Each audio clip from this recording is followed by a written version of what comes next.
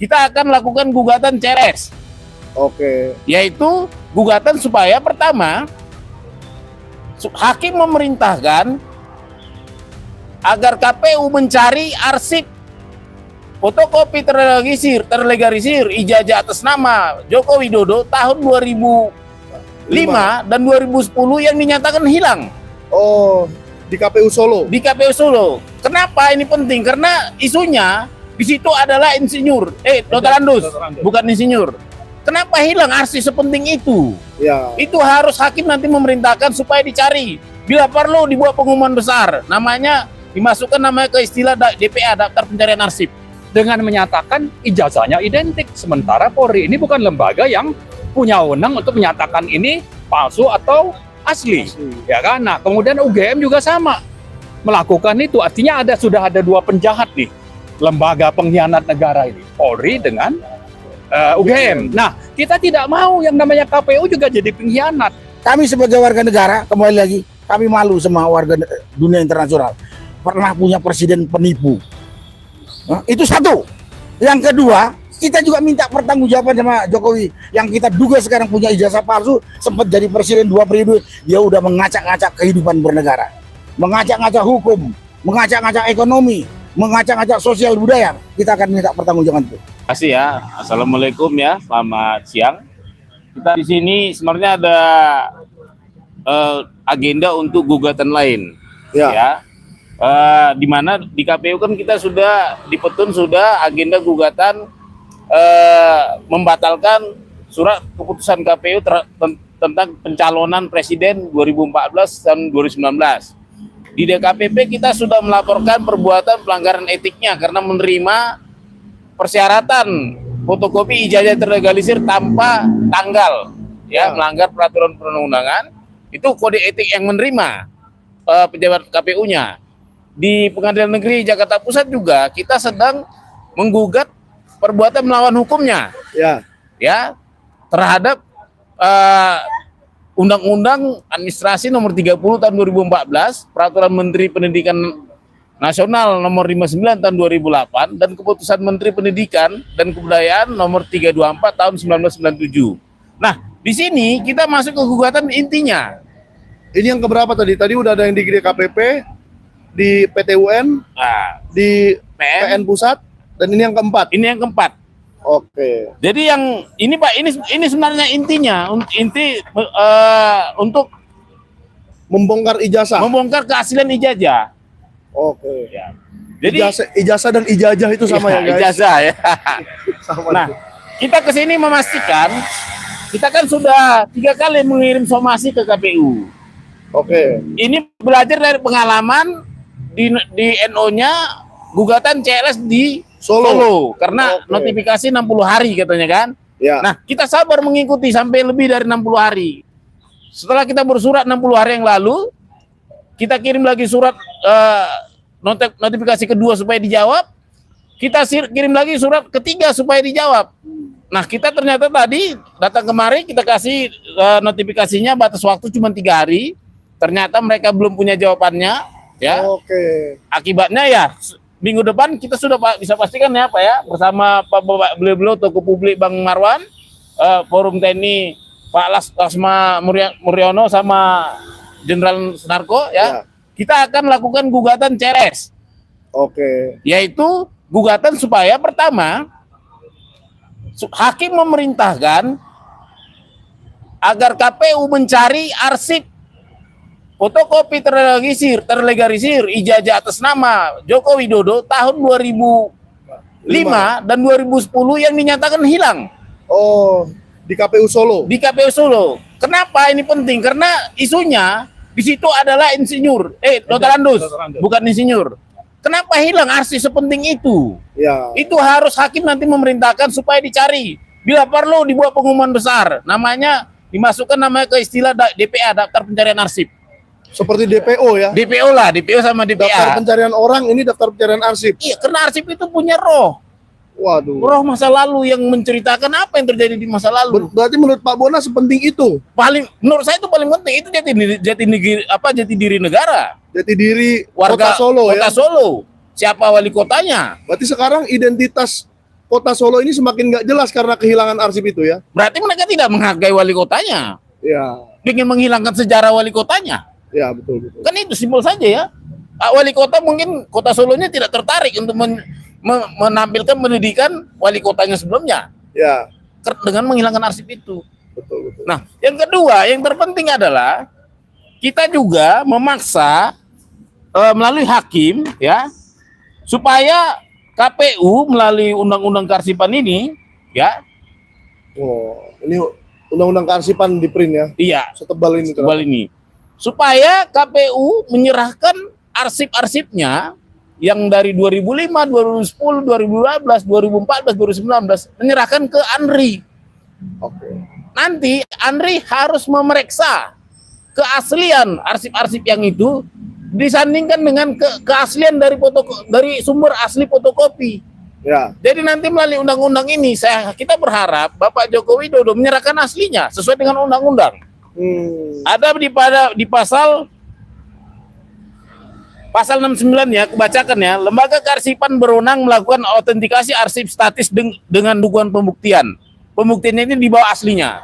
Oke. Nah, ini nanti kalau publik mau lebih jelas, baca nanti di Peraturan Kepala ANRI nomor 1 tahun 2023. Di situ jelas disebut bahwa autentikasi harus dilakukan dua hal. Pertama, fotokopinya, dan kedua sumber asli fotokopinya itu harus diautentikasi. Harus dibawa. Nah, nanti kalau ternyata nanti ANRI sudah mengautentikasi, ternyata ada publik yang tidak puas karena ini produk tun, publik nanti bisa menggugat, meminta supaya diautentikasi di laboratorium yang diinginkan oleh penggugat. Oke. Bisa aja nanti kita warga negara pingin ke Jerman atau kemana seperti itu, tidak masalah karena ini produk tun. Tata usaha negara. Iya. Oke. Dan yang ketiga kebetulan ini terkait dengan surat kita untuk yang kemarin ditun kan kita sudah tolak ya. Ya. Ditolak hakim, disemisal dan kita cabut. Nah, untuk mengulang kembali yang ditun, kita berbuat surat, mengirim surat. Nah, setelah surat ini kita kirim, nanti kita akan minggu depan juga lanjut lagi ulang tunnya. Oke, jadi itu yang di PT UN kemarin dicabut bukan berarti Pak Bonatua menyerah ya? Bukan, justru kita menyempurnakan kekurangan kita. Oke. Jadi memang dulu ada hakimnya bilang itu 90 hari telat. Nggak boleh diteruskan, tapi kita memaksa. Ya. Sebenarnya bisa ada triknya begini, bersurat dulu supaya ibaratnya membangkitkan yang mati. Ya, ini namanya membangkitkan yang mati. Dengan begitu nanti unsur 90 hari kita sudah lewati. Ya, 90 harinya dihitung sejak tanggal ini. Tanggal 20 ini. Oke. Plus 10 hari ya. 10 hari kan mereka punya waktu jawab 10 hari kerja, tapi nggak dijawab-jawab juga nih. Makanya kita sekarang sudah punya starting point untuk melanjutkan ke petun. Oke. Itu. Sebelum saya ke bapak-bapak yang membersamai, saya mau tanya Pak Bona. Nah. Kemarin kan kita sempat ke DKPP yang saya dijadikan saksi, padahal menyaksikan sedikit saja, nggak apa-apa. Di mana ketua KPU yang masih aktif sekarang datang. Ya. Semua komisioner KPU datang dan mereka mengaku mereka sendiri sudah membaca langsung Ya. surat-surat dari Pak Bonatua.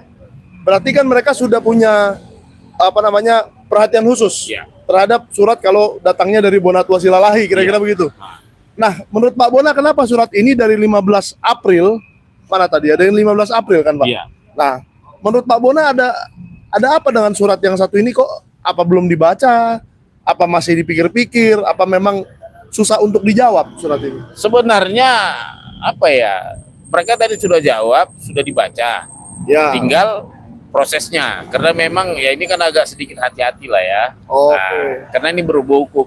Kita juga nggak perlu penting-penting amat sebenarnya minta jawaban mereka.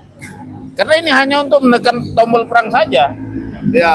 Dijawab atau tidak, itu menekan tombol perang di pengadilan. Di pengadilan. Sudah terpenuhi unsur tanggalnya. Ya. Nah, makanya kita memastikan kalau memang ada jawaban ya bagus, berarti ada yang mau kita sidangkan jelas. Tapi kalau tidak ya terpaksa nanti triknya agak berbeda gitu. Oke, terpaksa nanti mereka jawab di persidangan saja. Iya, Oke. dan butuh sesi khusus jadi menjawab. Oke. Gitu. Nah, mungkin saya ke Pak Marwan dulu ya, karena jarang-jarang nih Pak Marwan saya lihat datang ke KPU begini. apa yang spesial dengan suratnya Pak Bonatua sehingga Pak Marwan mau langsung turun? Ya, saya kira kita bicara ijazah Jokowi itu masih belum jelas prospeknya itu akan tuntas atau tidak. Ya. Justru saya khawatir dari klaster 2 yang dijadikan tersangka oleh Polda Metro Jaya. Polda Metro yang digugat Jokowi itu ada prospek untuk akhirnya damai. Saya tidak menuduh, tapi saya mengkhawatirkan. Oke. Sehingga kalau akhirnya damai, maka pembuktian ijazah atau pokok perkara itu tidak akan pernah diproses. Nah, sementara kalau dari klaster 1, mereka ini terus dizolimi. Tapi dari Polda, misalnya itu untuk penyerahan ke kejaksaan itu tidak jelas kapan. Ya Padahal kan? harusnya sudah bisa ya. Ya, kalau memang akhirnya ini diulur-ulur, yang tadi itu ada prospek damai, maka kita ke pokok perkara itu akhirnya tidak akan sampai. Nah, saya melihat ini ada prospek. Dan yang penting sebetulnya kita tidak mau berhenti dengan agenda skenario yang dijalankan oleh geng Solo. Terutama ini Jokowi, oligarki, dan juga yang didukung oleh Polri. Kita tidak mau untuk akhirnya nanti pokok perkara itu tidak tuntas. Tidak disidangkan. Ya? Tidak disidangkan. Maka kita melakukan ini. Yang penting ini terus hidup. Ini bicara soal politik, bukan cuma masalah hukum. Kalau sudah hukum itu saya kira tadi kita bicara Dr. Andes dengan insinyur saya ini sudah bermasalah. Jadi kalau dibilang hilang, itu saya kira tidak benar, itu dihilangkan. Kenapa? Nanti kalau ini dilihat ini Dr. Andes ini insinyur udah kelihatan sekali kejahatannya, pemalsuannya gitu ya. Kemudian juga kita sudah paham sebetulnya yang ada lembaga-lembaga negara yang ada di balik bagaimana supaya pembuktian ini tidak terjadi, itu terutama adalah yang namanya Polri. Bagaimana Polri bisa menyatakan ini bisa menjadi dasar untuk teman-teman kita itu dihukum dengan yang 2 klaster tadi dengan menyatakan ijazahnya identik. Sementara Polri ini bukan lembaga yang punya wewenang untuk menyatakan ini palsu atau asli. Ya kan? Nah, kemudian UGM juga sama melakukan itu. Artinya sudah ada 2 penjahat nih, lembaga pengkhianat negara ini, Polri dengan UGM. Nah, kita tidak mau yang namanya KPU juga jadi pengkhianat. Itu. Jadi kita menggugat juga nih KPU. Tolong Anda fungsinya apa? Tunjukkan itu dokumen. Dengan begitu nanti kita bisa nanti membawa itu di pengadilan. Dan yang paling penting sebetulnya bagi presiden ya, ini supaya menjamin terjadinya proses di pengadilan untuk pokok perkara tadi. Saya yakin presiden bisa nih mengintervensi KPU misalnya atau mengendalikan Polri untuk supaya tadi pokok perkara itu bisa benar-benar disidangkan di pengadilan dengan pengadilan yang benar, yang sesuai dengan prinsip-prinsip pro justisia. Itu yang kita inginkan sebetulnya. Oke. Ya. Bapak percaya bahwa mayoritas masyarakat Indonesia menginginkan pembuktian itu? Oh, sangat-sangat percaya. Yang dulu pendukung Jokowi aja kan sudah justru berada di garis bersama rakyat untuk menggugat. Ya, apalagi yang tadinya itu normal atau tidak terlalu peduli. Tapi dengan situasi yang seperti sekarang ini, jelas mereka akan sangat berharap ini ada pembuktian pokok perkara tadi. Oke, terima kasih Pak. Saya geser ke sebelah sana ya. Siap. Ini menutup kamera tapi nggak apa-apa karena saya juga. Saya ke Pak Mur dulu. Ya, sebelum ke Pak Narko nanti finalnya karena paling gong. Nah, Pak Mur, saya kan sudah melihat Bapak ikut menggugat bersama Pak Bona di PN Pusat. Dan sekarang ikut lagi di gugatan yang melawan KPU ini. Sebenarnya apa sih pemikiran dari para purnawirawan TNI? Kenapa kok ijazah ini penting sekali gitu? Kalau masyarakat kan mungkin ada yang merasa dibohongi karena selama ini memilih atau tidak memilih, tapi ternyata kok bisa lolos. Kalau dari TNI sendiri, purnawirawan TNI bagaimana, Pak? Ya, makasih. Jadi gini, pertama kami melihat bahwa permasalahan ijazah Jokowi ini Ini jelas kalau ini terbukti bahwa itu palsu adalah kejahatan terbesar di Indonesia, mungkin di dunia. Ada seorang presiden yang mempersyaratkan masukkan dengan syarat ijazahnya palsu. Ini kejahatan terbesar dan ini kejahatan luar biasa menurut kami. Oleh karena itulah kami tidak akan bosan-bosannya dan kami tidak akan berhenti sampai ini terbukti. Karena kami kan bilang bahwa ini ijazah palsu ya, kami ingin buktikan bahwa ijazah ini palsu. Ya. Ini sampai terbukti.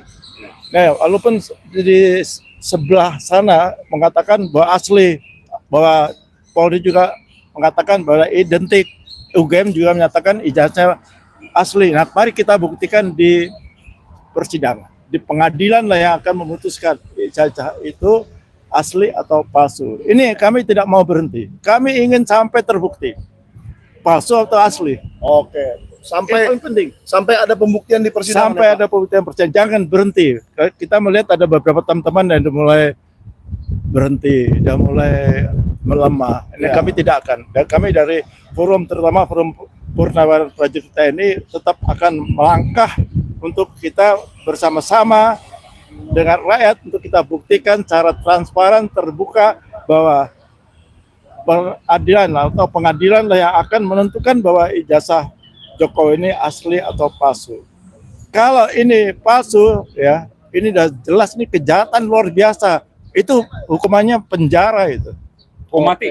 hukum mati malah. Iya, itu udah pembohongan luar biasa itu, luar biasa sekali. Iya, Sangat tapi luar biasa. Oleh karena itu kami tetap tempuh, maukah itu ke Petun, maukah itu ke CS kemana saja, maukah itu ke DKPP, kami tetap mengawal. Kami tetap membersamai Pak Bonato untuk kita bisa jadi melalui jalur bersama-sama. hukum ya, Pak. Pasti Melalui kami jalur hukum. melalui jalur hukum yang konstitusional.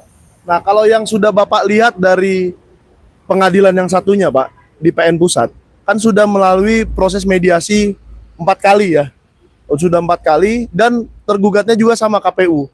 Kalau Bapak melihat KPU di dalam perkara itu seperti apa sikapnya? Dan apakah mereka akan mau dengan baik-baik menyerahkan dokumen ini dan supaya ini diautentikasi, Pak? Ya, jadi yang di gugatan kami di Jakarta Pusat itu jelas-jelas KPU, Bawaslu, dan UGM itu tidak punya niat baik untuk kita menyelesaikan dengan sebaik-baiknya. Kami kan mengajak sebenarnya sesuai jalur hukum, secara konstitusional untuk kita sama-sama membuktikan bahwa legalisasi ijazah Jokowi yang dipakai dari awal 2005 ya, 2010, 2012 sampai 2014, 2019 itu legalisasinya tidak sah. Dan tanda tangannya pun kami ragukan. Oleh karena itulah kepada mantan Dekan Kehutanan Prof. Naim dan Prof. Budiadi, kami minta hadir tuh untuk itu. Kami ingin bertanya, Prof, apakah ini betul-betul tanda tangan Anda? Kalau itu betul Anda mengakui tanda tangan, itu sudah benar. Yang berikutnya adalah, Prof, kenapa tidak ada tanggal, tahun, bulan, dan tahun? Itu melanggar persyaratan aturan di legalisasi sebuah ijazah. Itu sudah jelas melanggar undang-undang dan peraturan Menteri Pendidikan dan Kebudayaan. Oke, berarti memang karena ada keanehan Bapak bersama Pak Bonatua menggugat ya.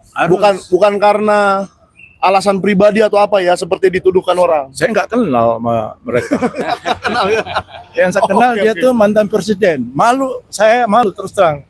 Punya presiden kok Pembohong. membohong. Ya. Itu Soal nggak boleh. tanggal aja. Iya, ya. itu kan legalisasi untuk mempermudah aja supaya itu diterima persyaratannya ketika mencalonkan diri sebagai pejabat negara. Oke, Pak. Nah, sekarang saya ke Pak Narko karena kita mengejar waktu sholat Jumat, Pak ya. Ya, udah teriak tuh, udah betul katanya. Nah, Pak Narko, nih saya bertanya sebagai sesama orang Medan nih, Pak.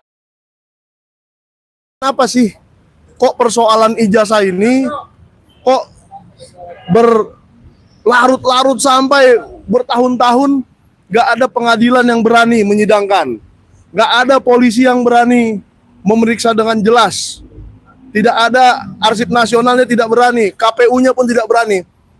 Kok Pak Narko doang yang berani ngomong? Karena udah digaji. Terima kasih, Bung Michael. Siap. Kami dari Purnawirawan mengikuti semua proses hukum untuk mengusut ijazah Jokowi. Yang kami sebetulnya, saya pribadi ngatanya itu udah 99,99% dia tidak punya ijazah pribadi, dan kumpulan purnawirawan lain juga seperti itu pendapatnya. Sehingga bukan hanya Pak Bonatua ini aja, kasus Roy Tipa kita di dalamnya sana, kasus Rizal Rustam dengan Kurnia saya dari sana, di dalamnya sana juga. Kemudian waktu Pak Subhan Palal mengejar saya, kita ada. Karena apa? Itu tanggung jawab kami warga negara yang sekarang masih hidup. Walaupun sebenarnya kami itu sudah punya kesimpulan sementara, semua proses ini adalah dagelan penegakan hukum dan permainan politik kotor. Menurut saya, pengusutan dan pengejaran ijazahnya Jokowi ini adalah dagelan penegakan hukum dan permainan politik kotor. Kenapa sekarang kita kejar? Tadi udah dijelaskan secara rinci. Di KPU ini, termasuk di KPU di Solo Dan Jakarta tentunya. yang namanya arsip ijazah Jokowi untuk pemilu untuk pilkada wali kota 2005-2009 nggak ada. Dan kita dapat banyak sumber di sana dia menggunakan gelar Dr. Andes. Dokter Andes ya Pak. Nah, begitu pindah dia menjadi Gubernur. jadi insinyur, itu sudah indikasi kuat dia melakukan pemalsuan atau dia tidak punya ijazah. Sampai ke presiden di 2014, 2019, 2019 itu fotokopi ijazahnya dilegalisir tanpa tanggal. Jadi makanya saya katakan ini permainan dagelan hukum. Yang saya pernah katakan, kalau penegak hukum jujur, pemerintah ini jujur, ini nggak perlu seminggu selesai kok. Ya. Manusianya yang dikejar Jokowi masih ada. Panggil Jokowi, mana ijazahmu? Selesai. Tapi di sini banyak penipu, banyak pengkhianat bangsa. Ya kan? Penipu, pengkhianat bangsa, orang-orang yang gak punya malu. Terjadi dagelan ini. Sehingga bertahun-tahun. Ya. Nah, karena itu kita mengatakan ini ada permainan politik kotor. Ini Jokowi ini dengan pendukung dan begundal-begundalnya satu kekuatan politik cukup kuat. 10 tahun dia udah berkuasa.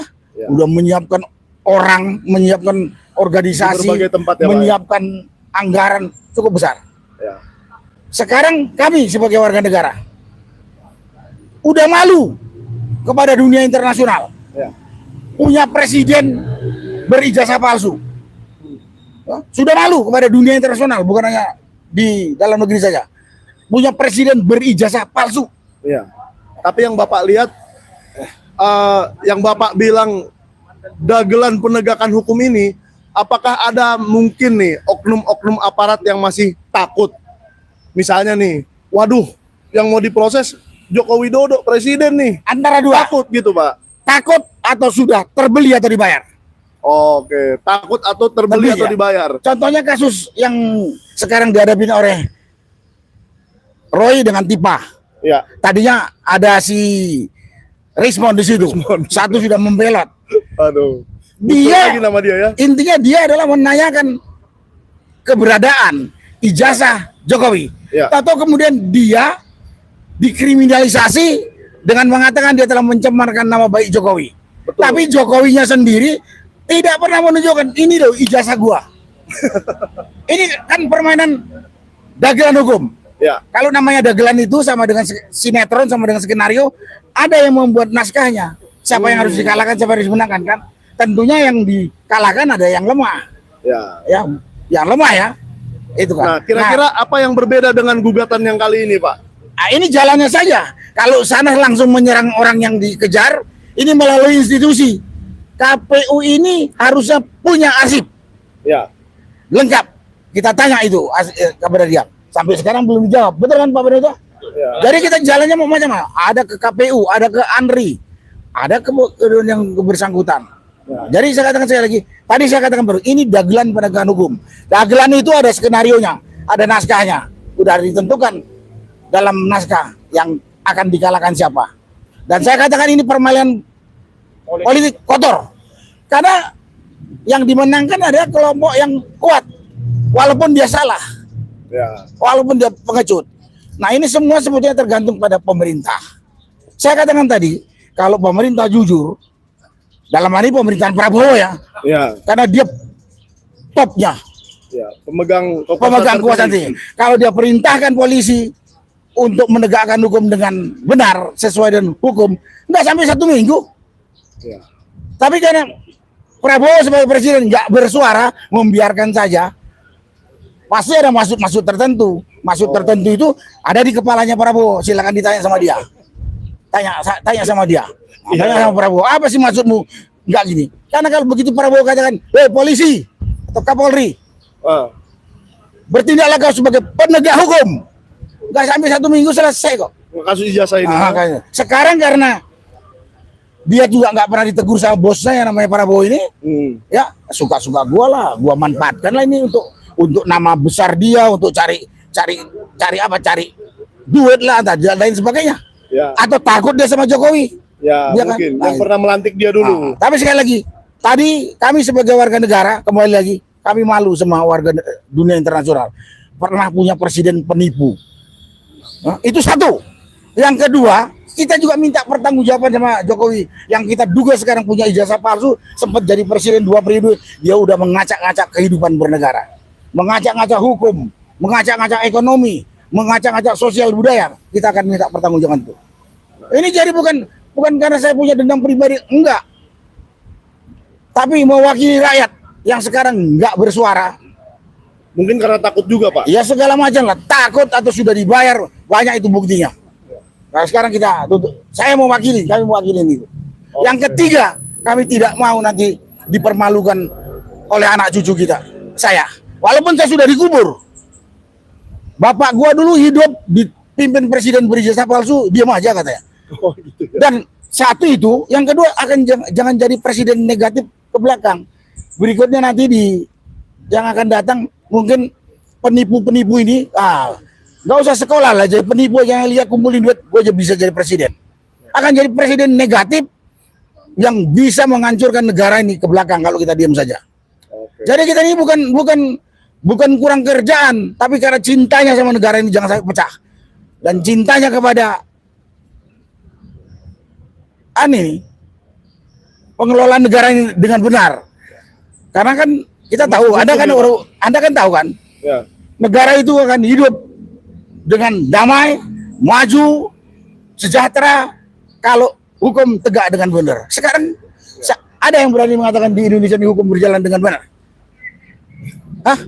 Monyet aja pun kalau dia bisa bicara ngomong nggak ada hukum di Indonesia itu. Hukum rimba yang berlaku katanya. Iya, iya. Betul kan? Ya kita lihat teman kita ada Roy sama Tipa. Ya. Dan lain. Jadi banyak ini. Jaga kehormatan di dunia internasional, tanggung jawab kepada negara, jangan ditipu lagi, tanggung jawab kepada generasi berikutnya, dan jangan sampai lagi ditiru lagi di kelakuan Jokowi ini, menipu negara. Dan Bapak berharap KPU akan mengautentikasi Harus. ini ya. Selama saya masih hidup, saya akan kejar. Oke. Karena itu tanggung jawab bukan hanya dunia saya sampai akhirat. Keyakinan saya itu. Kalau Anda nggak percaya ada akhirat, ya silahkan aja. Saya percaya kok, Ya Pak. itu, Saya silakan percaya aja. kok, Pak. Saya dirujak netizen lagi. Ya, itulah yang bisa saya sampaikan. Terima kasih. Oke. Terima kasih, Pak. Nah, ada yang mau menambahkan lagi, Pak? Atau ke Pak Bona aja ya? Saya langsung ke Pak Bona lagi ya. Bintangnya Pak Bona. Supaya kita semakin jelas nih, Pak. Langkah selanjutnya apa? Kalau dari Pak Narko dan Pak Mur kan sudah jelas semangatnya itu untuk mencari ijazah Jokowi dengan apapun jalannya untuk menjaga NKRI, apapun institusi yang harus digugat, apapun yang harus kita cari jalan manapun. Nah, tapi Pak Bona kenapa memilih ke KPU dan langkah berikutnya bagaimana? Jadi terima kasih ya. Jadi saya itu kan peneliti pribadi yang dilindungi oleh undang-undang dan undang-undang konvensi internasional. Ya. sebelum saya meneliti saya sudah punya metodologis kerja yang saya harus ikutin satu persatu. Tahap pertama itu saya sudah berhasil mengumpulkan semua bukti-bukti, ya, baik dari KPU Solo, KPU DKI, KPU Pusat, dan juga UGM. Nah, sekarang saya masuk ke tahap kedua, yaitu menggunakan bukti-bukti ini. Ya. Makanya saat ini bukti-bukti ini kita pakai di KPU, kita pakai di Pengadilan Negeri, kita pakai di Petun, kita pakai di DKPP. Ya. Jadi yang di sini ini kebetulan ini adalah finalnya yang CLS ini. Ya. Di mana CLS ini adalah citizen lawsuit, ya. Kita berharap kebijakan dari keputusan dari hakim nantinya merekomendasikan agar memaksa agar Satu, KPU mencari arsip yang hilang yang dari Solo. yang dari Solo 2005 dan 2010. Karena sudah Pak Bonatua buktikan itu benar-benar hilang ya. Menurut tentunya ini pertanggungjawaban administrasi ya, Dari bahwa KPU ya. KPU Kota Solo menjawab ke saya per Februari 2026 masih hilang. Masih dicari katanya, artinya hilang kan? Nah, kan gitu, cuma ngeles aja. Ya. Dan kedua, memerintahkan agar KPU menyerahkan arsip itu ke Andri dan memerintahkan Andri lakukan autentikasi. Periksa keaslian fotokopi 2005 sampai 2019, periksa arsip itu terhadap sumber aslinya, sumber fotokopi, periksa juga sumbernya itu asli atau tidak. Oke. Kita jangan sampai seperti super semar yang hilang. Ya. Ya.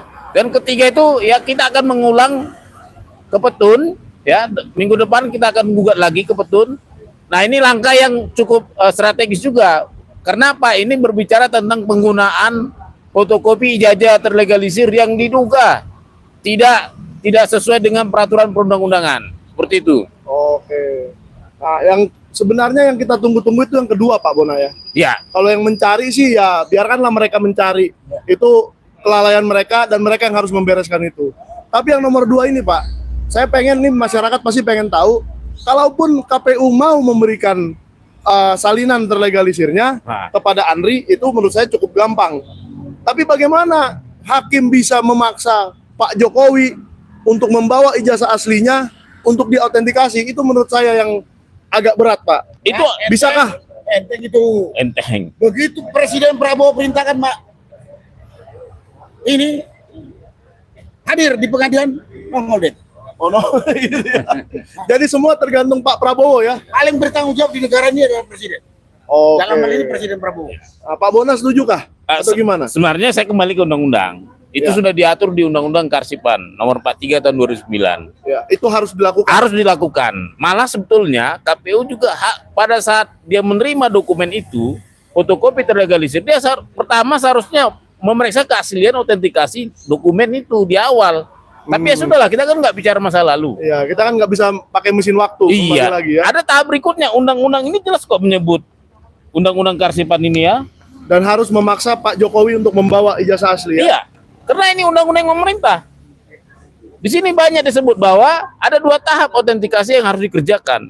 Ya, Yang autentikasi saat status arsip dinamis sudah lewat.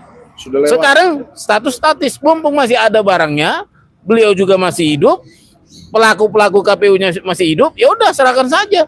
Ya. Nah, pertanyaannya kan akan menjadi miris kalau ternyata sebenarnya 2014 juga dinyatakan hilang menurut saya.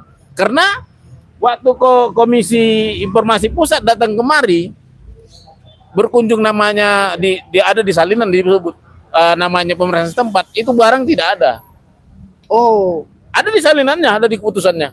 Nah, lantas ke komisionernya pulang, disusullah surat oleh KPU menyatakan bahwa arsip sudah ada. Yang nggak mungkin lagi lah mereka pulang kemari 2 hari kemudian. Makanya mereka buat di putusannya bahwa mereka tidak memeriksa barang itu.